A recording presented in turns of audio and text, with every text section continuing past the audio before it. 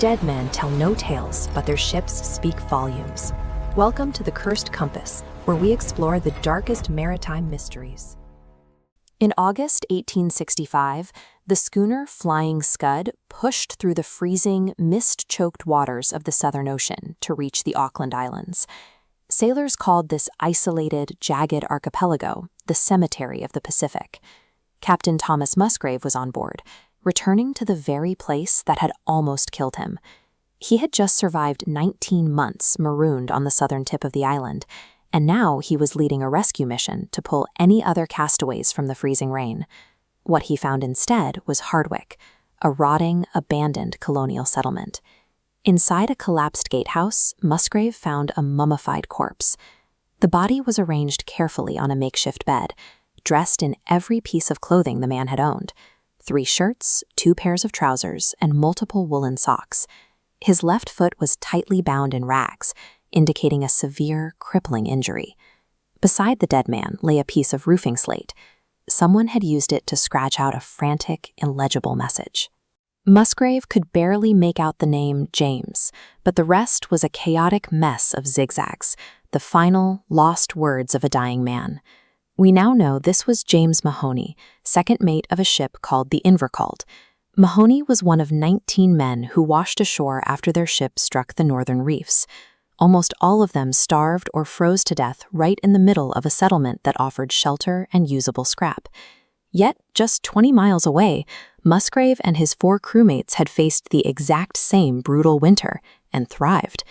19 months earlier, in January 1864, Musgrave's 56-ton schooner, the Grafton, had wrecked on the island's southern coast. As soon as the men dragged themselves onto the freezing beach, they made a critical decision. Every piece of food, canvas, and equipment salvaged from the hull was immediately declared communal property. Led by Musgrave and an experienced French gold miner named François Raynal, the men drafted a literal constitution in the margins of a Bible. When their ink ran out, they used seal blood. They agreed to resolve conflicts by democratic vote, establishing an egalitarian society on the frozen beach. With clear rules in place, they worked together to fell trees and gather stones, constructing a sturdy, weatherproof cabin they named Epigwaitt. To fend off the intense psychological toll of isolation, they instituted nightly routines. They read aloud from salvaged books and held language and math classes, teaching their illiterate Norwegian crewmate, Alexander McLaren, how to read and write. They also anticipated the deadly threat of scurvy. Raynal identified a native plant called stilbecarpa, a large, green-leafed root vegetable. By boiling and fermenting the plant with their sugar rations, he brewed a crude but highly effective vitamin C-rich beer that kept their gums healthy and their immune system strong. Their most impressive achievement was industrial. Realizing a rescue ship was not coming, the men decided to build a new boat. Raynal engineered a working forge, assembling blacksmith's bellows using scavenged wood and cured sealskin. Feeding the fire with homemade charcoal, the crew spent weeks heating and hammering shipwreck iron, successfully forging over 700 individual nails by hand. This hardware allowed them to rebuild and modify their small dinghy for the open ocean. Stripped of everything, the Grafton crew deliberately abandoned the rigid hierarchy of 19th century sailing. They survived the world's harshest climate by replacing it with a cooperative brotherhood. Just 4 months later, in May 1864, the Invercauld crashed into the reefs at the northern end of the very same island.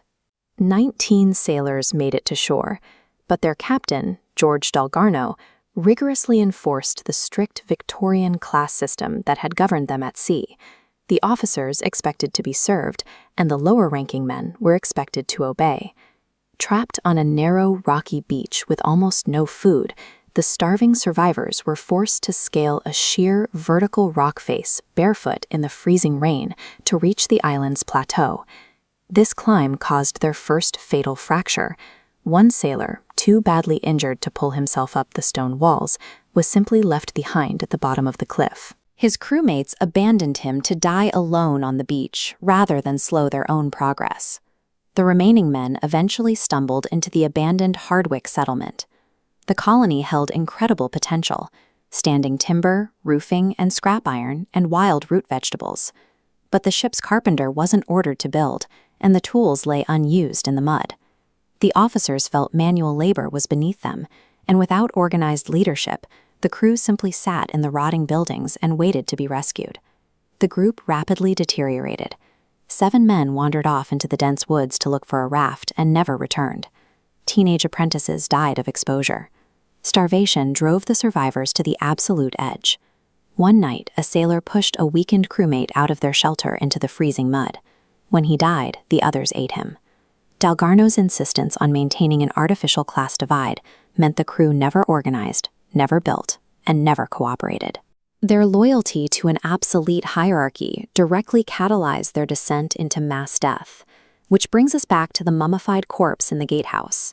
James Mahoney was the Invercauld's second mate. When his foot injury made it difficult for him to forage, Captain Dalgarno and the remaining men decided he was a burden. They deliberately walked away, leaving Mahoney to starve in the ruins of Hardwick. Compare that to the Grafton crew. When their hand-forged dinghy was finally ready, it was too small to hold all 5 men, so Captain Musgrave and 2 others launched into the violent Southern Ocean, surviving a harrowing 5-day crossing to New Zealand, specifically to hire a ship and return for the 2 men they had to leave behind. The Invercauld survivors didn't engineer an escape. Dalgarno and 2 others, including an ordinary seaman named Robert Holding, who had done the bulk of the foraging, were saved entirely by blind luck. A passing Portuguese ship, leaking heavily and suffering from a plague outbreak, pulled into the harbor for emergency repairs and accidentally spotted them. Even in rescue, the toxic class system endured. The incompetent officers who oversaw the death of 22 men were given comfortable cabins and fresh clothes. Robert Holding, the low-ranking sailor whose practical skills had actually kept them alive, was banished to sleep in the lower decks with the laborers. One crew risked certain death in a tiny boat to save their most vulnerable members. The other willingly sacrificed their weakest men to extend their lives by a few miserable days. Back in August 1865, Musgrave buried the remains of James Mahoney in the cold earth of Port Ross. The illegible slate was collected, its frantic message forever undeciphered. But as the flying scud sailed away from the island, the crew noticed something impossible.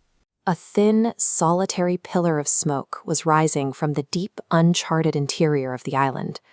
Both known crews were gone, and Mahoney had been dead for a year.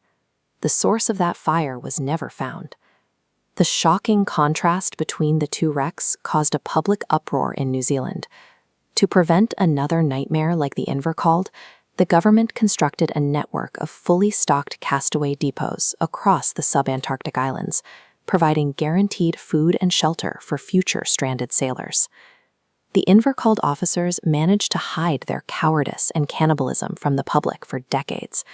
The truth only came out 60 years later, when Robert Holding, then 86 years old, published his private memoirs and finally exposed exactly what happened on that beach.